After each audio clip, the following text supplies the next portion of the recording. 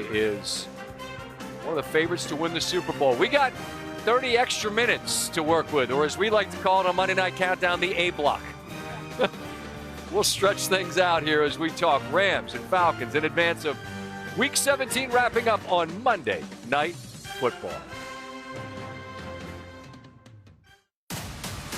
Let's come out here with a win. Let's go. Win on three. 1, 2, 3. Win.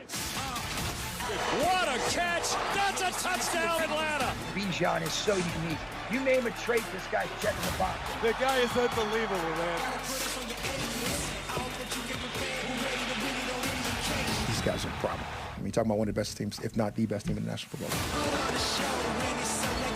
Puka Nacua. Puka's a dog, leads the league in probably everything. Because this is the opportunity for us to come back and to have a response. Big dog. Marcus Spears. Welcome home, man.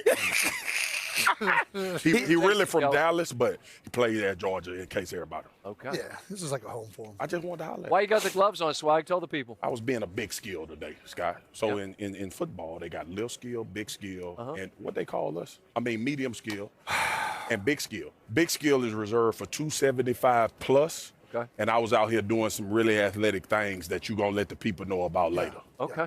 Know what I'm saying? I haven't introduced Ryan Clark. He was talking about Erntmans a little bit. We are your Monday Night Countdown crew. Be on for an extra 30 minutes, they said. It'll be a great idea, they said. Yeah. Shall we? Shall we? Let's do it. We shall. We shall. He's clean coming to work. Yep. That boy look like money. That's what it looked like when you had that second baby. They've already clinched a playoff spot. They were clinging to faint hopes of perhaps being the top seed overall. That instead will be a Saturday night game between San Francisco and Seattle. But this is a dangerous, dangerous squad who could very easily win another title. Speaking of San Francisco, let's take a look back to the Sunday nighter. Man, this was a fun football game. Defense optional, or was it just offenses operating in an incredibly Defense back to the ice age. high level? It's a 38-35 game when Brock Purdy hits Jaron Jennings, Ricky Pearsall, an active and willing blocker. Yeah! There are no more questions about whether or not Brock Purdy is an elite level quarterback. It shouldn't be the way that offense is cooking. How about the rookie pass catchers, Loveland and Burden III? That's Loveland on a fourth down. And you know the way Johnson loves hook and ladder from his Detroit days. They run it here. San Francisco in zone. That's probably why they got the tackle. San Francisco does a great job. They're in red, too. And then here they go man-to-man. They drop out 5 of their defensive linemen. Nowhere to go for Caleb Williams. The clock strikes 0. Felt like more than anything, Chicago just ran out of time there.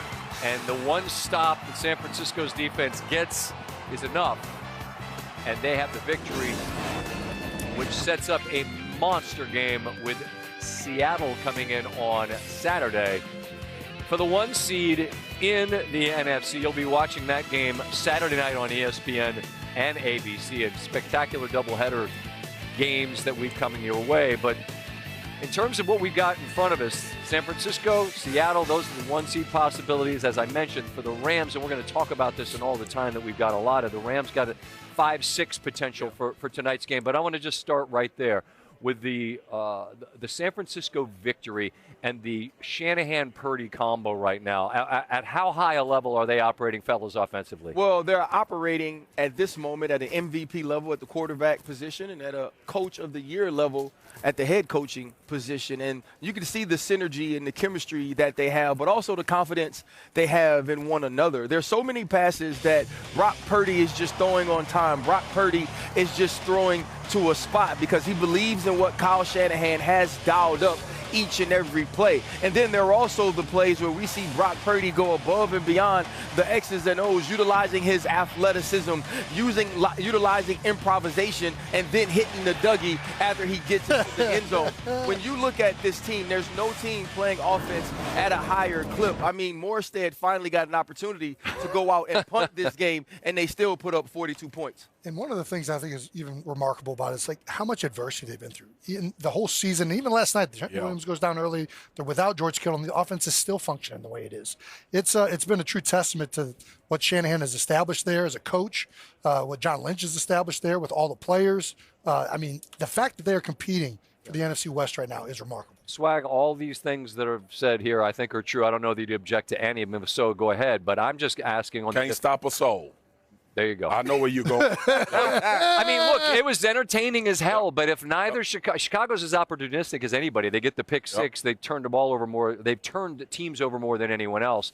But neither team can get a stop. Can you win playoff games if you can't stop anyone? I don't think you can. And look, you talk about outscoring, but outscore who? You're not going to outscore the Rams, right? And the Rams, you would think, would get off the field 2 or 3 times in the course of a football game. Seattle, right? You know Sam Darnold is prone to making his mistakes and turning the football over, but that defense also is going to get you off the field. And for as much as I enjoy watching Brock Purdy do what he did against Indianapolis and also yesterday against the Chicago Bears, that is a part of the San Francisco 49ers that actually you used to hang your hat on in the playoffs. And I know this looks a bit different with this playoff picture and people doing different things, but I think the most complete team is the one we're about to watch here tonight when you talk about ability to change games on both sides of the football. Now, this is what I will say, though.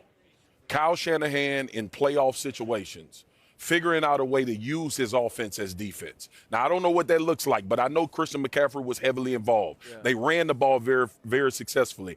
And I have to think, JK and RC, is that when they get into this playoffs, they're going to have to limit possessions against the people that they're going to play. And I don't know how much that hinders his offensive game plan and how much he has to think about that going into the game. I just don't think you can change. I think when your offense is producing at this high of a clip, you walk into the stadiums and you do what you do on that side of the football, but you can't expect them to compete the same way they used to when Fred Warner was healthy or when Nick Bosa was available. And so Robert Saleh has been trying to figure out how he can manufacture stops. We watched Phillip Rivers have a phenomenal first half on Monday night against the San Francisco 49ers, and now you see what Caleb is able to do. So what does that say this weekend when you're playing against the Seattle Seahawks, who you know can produce stops on the defensive side of the ball? Can you produce enough yourself? Speaking of Caleb, I find it interesting in this season where 6 different times, man, they have come back from a deficit at the 2-minute warning. Last night was 4 seconds and 2 yards away from being the 7th. Already that's the most ever.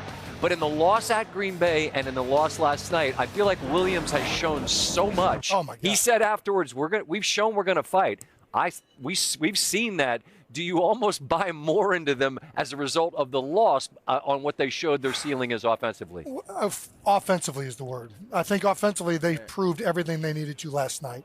I think defensively there's obviously questions with how much they gave up, but Caleb Williams has answered all these questions throughout the season. Yes. He has continually gotten better. He's made much better being the on schedule within the rhythm of the offense player that he's been often criticized. Yeah. And he's still able to be taking advantage of these off schedule plays and making things happen when they need to. And I think the 2-minute drill is a great example of that. He executed fantastically. He made plays when he had to. He scrambled when he needed to. He was on schedule when it was there.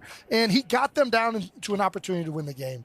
I thought it was a very, very impressive performance from Caleb and the offense. The thing you say about Chicago right now is you have your franchise quarterback and you have the head coach you've been searching for. Clearly. Now it's how do we add the pieces around them to go win a championship, and also, because you have a foundation. And also, let's be real. This team is ahead of schedule. No question. Like we didn't think that they would be here in this position this year with Ben Johnson. We all held Ben Johnson in high regard.